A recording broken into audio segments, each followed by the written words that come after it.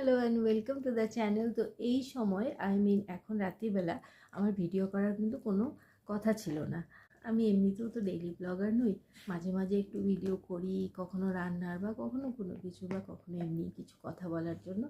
তো সেরকমই ব্যাপারটা। বাট আজকে অ্যাকচুয়ালি আমি মানে আমার তেমন কোনো প্ল্যান ছিল না যে আমি ভিডিও করব, কিন্তু ভিডিওটা করছি।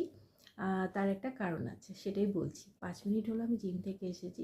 জিম আমি রেগুলার বলা যায়, আমি রেগুলার যেতাম, বাট তারপর না একটা বিশাল একটা গ্যাপ পড়ে গেছিলো। ওই যে হয় না, একদিন বা দুদিন বা এক সপ্তাহ না গেলে তখন কেমন যেন একটা আর হয়ে ওঠে না। তো এই করতে করতে অনেক দিনের একটা গ্যাপ হয়ে গেছিলো।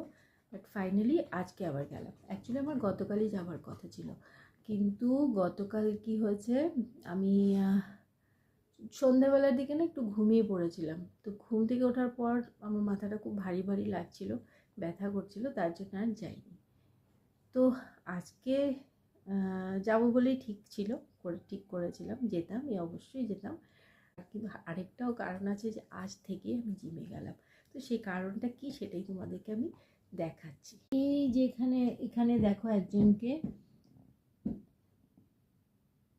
দেখো এতক্ষণ টেবিলের নিচে ছিল, কিন্তু যেই আমি এখানে খাটে এসে বসেছি আর মোগলিও এসে আমার পাশে বসেছে, কিন্তু মোগলির মুখে আছে একটা জিনিস।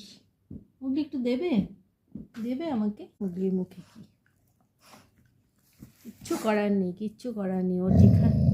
আচ্ছা আচ্ছা, ঠিক আছে ঠিক আছে, কি রাগ হয়েছ? ওরে বাবা রে, ওরে বাবা, ওরে বাবা, ওরে বাবা, এটা আমি খাবো না রে, এটা আমি খাবো না, এটা আমি খাবো না, খাবো না। আমি চা খাবো, বিস্কুট খাবো। তোমরা হয়তো ভাবছো যে আমি হঠাৎ তোমাদেরকে ব্লিঙ্কিটের এই ব্যাগটা কেন দেখাচ্ছি। অ্যাকচুয়ালি এটা অর্ডারটা না এই কিছুক্ষণ আগেই ডেলিভারি দিয়ে গেল। প্রথমে তো আমি খুব অবাক হয়েছিলাম যে আমি তো কোনো কিছু অর্ডার করিনি, তো এগুলো হয়তো আমাদের না, আমি নাই করে দিয়েছিলাম। কিন্তু তারপরে যখন নাম বললো তখন জানতে পারলাম যে না, এটা আমার ছেলে।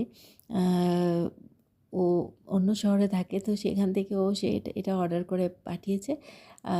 কারণ ওর কথা হচ্ছে যে যেহেতু আজকে থেকে আমি জিমে যাব, তার জন্য আমার এসব জিনিসের প্রয়োজন আছে। আমি নাকি এসব জিনিস নিজের থেকে কিনবো না।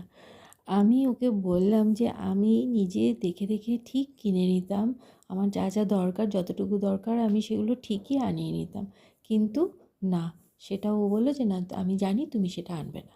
আর এত সব জিনিস সব আমার জিম যাওয়ার আগে এসেছে, তো আমার কাছে কোনো মানে বাহানা দেওয়ার কোনো সুযোগই থাকে না, বা বাহানা আমি দিতামও না যে আমি আজ যাব না, কাল থেকে যাব, এরকম কিছু।